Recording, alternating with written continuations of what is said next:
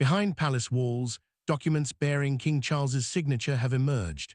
They formalize his abdication and clear the constitutional path for Prince William to ascend the throne. The true jolt is not merely that the papers exist. Preparations for an immediate coronation appear to have started long before the public was ever meant to learn of them. An abdication is the formal act by which a reigning monarch relinquishes the throne, ending one reign so the next may begin.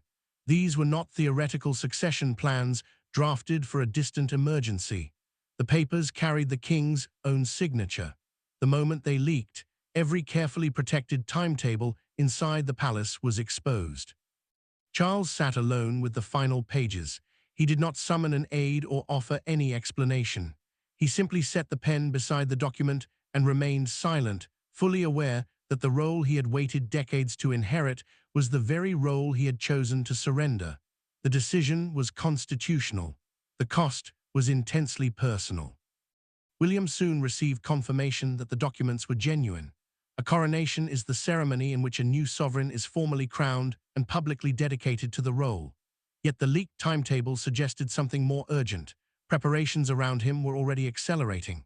The future king closed the folder, looked at his advisors, and quietly asked them to leave. There was no celebration, only the abrupt knowledge that his father's reign was ending and his own could begin almost at once. A second revelation followed. The papers contained language designed to trigger a rapid transfer of authority once the abdication took effect. Preliminary coronation arrangements had already begun moving through a small royal circle. Someone had known, someone had prepared, and someone had allowed the secret to escape before Charles and William could control how the family learned the truth. When William called the advisors back, his expression had hardened. Duty had settled over him like a shadow. Beneath the control lay a deeper fear. The document explained what Charles had done, but not what the decision would do to the family itself. The signature may have transferred the future of the crown, yet inside the family it opened wounds no constitutional instrument could heal. For the public, abdication is a constitutional event. For Charles and William, it is something far more painful, a father surrendering the throne while his son is pushed toward it before either man expected this final moment. Around them, Catherine must prepare her family for a new life, while Camilla confronts a stark reality. When Charles relinquishes the crown, the world she built beside him changes at once. Charles had spent most of his life preparing for the crown, and that made the decision almost unbearable. The Prince of Wales is the traditional title held by the monarch's senior heir. The sovereign is the reigning king or queen who carries the constitutional authority of the crown. For decades, Charles had waited to move from one role into the other. Now, after finally becoming king, he was choosing to surrender the duty that had shaped nearly every year of his adult life. William felt the pressure differently. He met Catherine privately after the children had gone and told her the timetable could be far shorter than either of them had expected. Authority could transfer before any coronation ceremony. Their household, their responsibilities, even the future of their children could shift almost overnight. She remained calm until he admitted quietly that he could not tell whether his father felt relieved by the decision or defeated by it. Another discovery made the situation more unsettling. Several arrangements involving Prince George had already been revised inside the royal household, suggesting that preparations for William's accession had begun before the leak. Neither William nor Catherine had demanded those changes. Someone had anticipated that their eldest son's position would soon move closer to the center of the monarchy. The palace had been preparing for a transition far earlier than the family understood. Camilla faced Charles with a question she could no longer avoid. Sitting with him after the papers became known, she asked whether the signature truly represented his final decision. The queen consort, the wife of a reigning king, sharing his public life without holding his constitutional power, waited. He did not answer at once. That silence told her almost everything. The decision had moved beyond private doubt and into irreversible action before she had been given any chance to challenge it. William then learned something even harder to dismiss. Charles had personally instructed that early coronation preparations begin quietly, without ceremony or public discussion. The king had not been preparing for a possibility. He had been preparing for an ending. One question hung over every private conversation: what had happened behind closed doors that turned hesitation into decision. The answer lay in a private evening that changed Charles's thinking completely. Weeks before the leak, a scheduled briefing at Windsor ended with the king dismissing everyone from the room and asking William to remain. What passed between father and son during that meeting became the moment palace officials would later identify as the point when Charles stopped discussing succession in theory and began preparing to leave. Charles had already authorized contingency planning, preparing for a possible future event without deciding that it would happen. Those papers could still have been changed, delayed, or abandoned, yet the pressure around the crown had grown heavier. The demands of kingship were intensifying. William was carrying more public responsibility. The stability of the institution depended on whether father and son could continue sharing duties without creating uncertainty about who truly held authority. During that private briefing, the king reached his breaking point. While discussing the monarchy's coming year, he lost his place, stopped speaking, and stared at the page in front of him. William noticed at once. Once the door closed, Charles admitted that remaining on the throne was no longer simply a test of endurance. He had begun to fear that staying too long could cost the family more than leaving. William answered carefully. He offered to take on more duties, hoping to ease the burden without forcing a historic decision. Charles listened, but the offer only sharpened the truth he had been avoiding. He pushed a succession file across the table and told his son he would not make him perform the work of a king while denying him the authority of one. The room changed. William did not open the file. He simply stared at it, understanding that his father had crossed a line neither of them could easily uncross.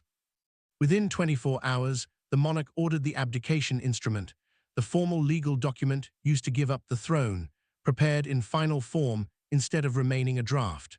William believed the decision would stay inside a tiny constitutional circle. He was wrong. The private understanding might have survived in silence until the leak turned a father and son decision into a royal emergency demanding immediate confrontation. Once the papers escaped palace control, privacy vanished. William went directly to Charles, not as an heir seeking instructions, but as a son demanding certainty. He could not prepare for coronation while wondering whether his father might reverse the decision under pressure. Charles, meanwhile, faced the most painful consequence of the leak. He had to defend a choice he had hoped to explain gently, privately, and on his own terms. William entered the king's private room without aids and placed the leaked papers on the table. The signed instrument had already destroyed the careful timetable meant to control the transition. Uncertainty at this stage could make the monarchy look divided and leaderless. He looked at his father and asked only one question: "Is this still what you want?" Charles did not answer immediately. Every second of hesitation now carried consequences far beyond the family. If he appeared uncertain after the document had become public, officials could begin questioning which instructions remained valid. When he finally spoke, he did not sound like a sovereign defending policy. He sounded like a father. He told William he had never wanted his son to inherit the crown through chaos or to feel that he had taken something that still belonged to him. Then Charles reached for another page. The second instruction authorized the transition machinery, the legal, administrative, and ceremonial steps needed to move authority from one monarch to the next. To begin the moment the abdication became constitutionally effective. William realized this was not a decision signed in panic. It had been prepared to move with speed. Charles placed his hand over his own signature. Withdrawing it now would not restore stability. It would turn personal fear into institutional confusion. The future king understood. His father was afraid, perhaps even grieving, but he was not changing course. William left the room carrying a different burden. The question of whether Charles would leave the throne was settled. The question of who would control the final days of that reign was already creating pressure beyond the closed door. Staff, advisors, and household teams now faced decisions that would shape the first hours of William's rule. Not everyone was prepared to surrender control without quiet resistance. A monarchy can survive a change of sovereign. What it cannot tolerate is confusion over when one reign ends and another begins. With Charles refusing to withdraw his abdication, attention shifted from emotion to control. Constitutional advisors, palace officials, coronation planners, and the royal household had to move in perfect sequence. At the center stood William, a man being asked to become king while his father still sat only rooms away. William studied the proposed timetable with growing unease. Accession is the moment a new monarch legally takes the throne. Coronation is the latest ceremony that publicly crowns and dedicates that sovereign. Authority could pass before any grand national service. Every instruction, announcement, and signature had to fall in the correct order. One contradiction could create uncertainty over who was actually speaking with the authority of the crown. One detail stopped him. Before any public proclamation formally defined Charles as the former king and William as the reigning monarch, he wanted private time with his father. He refused to let that announcement become the first thing standing between them. He asked for the timetable to be altered even as advisors warned that every hour was already tightly controlled. Catherine stayed beside him when the first transition instruction was placed forward. She understood this was no ceremonial exercise. Once her husband approved the sequence, their family would begin moving toward an entirely different life. William picked up the pen, wrote his initials, then stopped. She touched his arm without speaking. He steadied himself and finished. Another secret surfaced. A confidential coronation framework had already been drafted around William's known preferences, including a shorter preparation window and a more restrained ceremony. Charles's inner circle had clearly expected the transition to happen faster than many senior figures inside the household realized. The discovery unsettled the prince. It proved his father's decision had been moving quietly toward reality long before the leak forced everyone else to catch up. William made one demand clear. The ceremony would not become a display of panic disguised as grandeur. He wanted continuity, restraint, and control. The monarchy had to show that one reign could end without the institution itself appearing to fracture. As orders replaced discussions and dates hardened into commitments, someone else was finally forced to confront what those pages truly meant. For Camilla, the abdication did not arrive as a constitutional abstraction. It arrived as the sudden ending of a life constructed beside Charles through decades of scrutiny, scandal, patience, and eventual acceptance. When the accelerated coronation schedule reached her household, the meaning became painfully concrete. William was preparing to reign. Charles was preparing to leave. Her own place at the center of royal life was about to change with them. She understood what the timetable meant before anyone explained it. Once Charles stepped aside, her duties, access, household structure, and symbolic place within the monarchy would all shift. Staff were already dividing responsibilities between the outgoing royal couple and the household, preparing to support William and Catherine. Sitting beside Charles when the revised schedule reached them, she read the date chosen for the coronation, removed her glasses, and looked toward him. Then she asked the question she had been holding inside. Did William choose this? The king answered quietly that his son had agreed to the timetable, but he himself had approved it. That distinction mattered. Charles was not being pushed out. He was participating in his own departure. Camilla did not attack the future king or demand that the schedule be changed. Instead, she told her husband that she had always known his reign would end one day, but she had imagined time would make that decision for them. What she had never prepared for was Charles choosing the ending himself. He listened without interruption, knowing his decision had taken something from her too, the future she believed they would finish together. Then Charles gave her the truth he had kept hidden.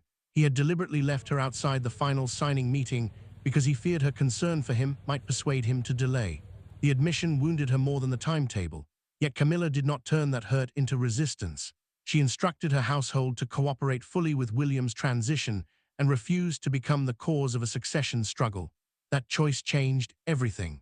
The final emotional obstacle fell away. With resistance fading, the royal crisis reached its turning point in the one conversation no advisor, lawyer, or courtier was allowed to witness. For once, no secretary took notes.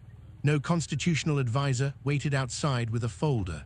Charles and William met alone, knowing that when they left the room, their public identities would already be shifting towards something irreversible.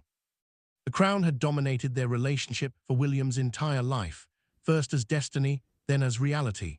In this final private exchange, the throne temporarily disappeared, leaving only a father and his son. Charles knew the machinery could no longer be stopped without causing damage. William's preparations had already moved too far for hesitation to remain harmless. Reversing the signed decision now would risk confusion across the monarchy and deepen the sense of instability created by the leak. Yet neither man wanted this final meeting to become another discussion about procedure. Their real question was simpler and harder: what would remain between them when authority passed from one to the other? The king spoke first. He told William that once the transition was complete, he would not interfere, advise, or insert himself into decisions unless his son specifically asked. The future king reacted immediately. He refused the idea that leaving the throne meant disappearing from the family. Charles might surrender authority, but that did not erase his place as a father. For the first time in days, the conversation moved away from signatures and schedules into something far more personal. William finally admitted what he had been hiding. He was not frightened of the title itself. He was frightened of what the role might do to him. Duty had shaped much of his childhood, sometimes creating a distance between family and institution that he never wanted his own children to feel. Becoming king was not the fear. Becoming unreachable was. Charles listened, then gave the answer William did not expect. He told his son that this fear was precisely why he believed he was ready. A man who understands the crown can consume everything, may be the man most capable of stopping it from doing so. Then the monarch gave one final instruction: do not imitate his reign, defend it, or spend years correcting it. Build something that belongs to the next generation. Charles finally extended his hand in a formal gesture. William looked at it for a moment, ignored the ceremony, and embraced his father instead. The distance broke. Inside the palace, father and son had found peace. Outside, an entire country was about to witness the crown change hands. By morning, secrecy was impossible. The leaked papers dominated every broadcast, every headline, and every conversation about the monarchy. Yet the public reaction was not simply panic. As confirmation emerged that Charles would not reverse his decision and William was preparing for a coronation, the mood shifted from disbelief to recognition. Britain was watching the final hours of one reign, while the shape of the next became visible in real time. William watched the first wave of television coverage beside Catherine, knowing that private duty had now become national spectacle. Palace communications moved from silence to controlled confirmation, acknowledging Charles's decision while stressing that the transfer would be orderly. That reassurance mattered. The monarchy could not afford even the appearance of a power vacuum. Broadcasters explained that a sovereign is the reigning king or queen who legally holds the crown, and William could assume that role before the coronation ceremony formally crowned him before the nation. The prince remained composed until his face appeared beneath two words: next king. He reached for the controls, lowered the volume, and looked away. Catherine noticed, but did not interrupt him. The future king had spent his life knowing this moment would come, yet seeing destiny reduced to a headline made the change brutally immediate. She stayed beside him, understanding that the country saw promotion while he felt the ending of his father's reign. Charles heard the crowds before he understood their mood. He asked in aid whether people outside were angry. The answer caught him off guard. Many were simply waiting. That mattered more than outrage. The monarch realized the public was not demanding explanation alone. They were watching for proof that the institution could survive the transition without bitterness or fracture. Then one public image captured the entire morning. Outside Buckingham Palace, crowds gathered beneath the balcony as a major newspaper appeared with the stark front page. Charles steps down, William ready for crown. People raised copies above their heads while cameras carried the moment across the country. What had begun as a leaked secret had become an event no palace statement could contain. William answered the tension with restraint. In a brief written message released through his household, he honored his father's service and said nothing triumphant about his own future. Catherine read it before release and understood the choice immediately. The transition would be framed through gratitude, not victory. The leak had become history. The family had made its peace. And now the crown had to pass from one generation to the next. In the end, there was no palace rebellion, no last-minute reversal, and no war between father and son. Charles did what the leaked papers revealed he had already decided to do. He relinquished the crown. William accepted the responsibility waiting for him. What began as a shocking breach of secrecy became something far deeper, a controlled surrender of power by one man and the reluctant acceptance of duty by another. Charles understood that the final step was larger than his signature. The constitutional process is the legal sequence that formally ends one reign and transfers sovereign authority to the next monarch. Once that process took effect, his reign was over and William became king before the coronation itself. That ceremony, the public service in which a sovereign is crowned and dedicated to duty, would confirm before the nation what the law had already made real. The former sovereign reached the end of his final formal meeting and paused before leaving. For a moment, Charles looked back toward the chair he had occupied as king. He did not return to it. The gesture carried everything he could not easily say: relief, grief, surrender, and acceptance. Camilla remained beside him through the transition, refusing to turn private pain into public division. When he finally left, she went with him, and the old reign closed without rebellion. William entered his first private meeting as sovereign with Catherine beside him. The new king paused before sitting, taking several seconds to steady himself rather than treating the moment as victory. She understood why. This was not simply promotion. It was the instant when responsibility became permanent. The crown now belonged to him, and every decision that once could be carried upward now ended at his desk. Then Charles removed the final shadow hanging over the succession. In a formal public statement released through his household, he gave his son full support and asked the country to stand behind the new reign. William answered with gratitude rather than triumph. Catherine remained beside him while Camilla stood with the former monarch. The family rupture so many had feared never arrived. That became the true meaning of the coronation. William did not defeat his father. Charles did not lose to his son. One man chose release before duty became possession, and the other accepted responsibility without pretending the burden was light. Father and son emerged changed, but not divided. The secret papers may have forced the truth into daylight sooner than Charles intended, but they did not destroy the monarchy. They revealed its hardest form of continuity: a king choosing to let go, a son choosing to carry the weight, and a family discovering that the crown could pass without breaking the bond between them.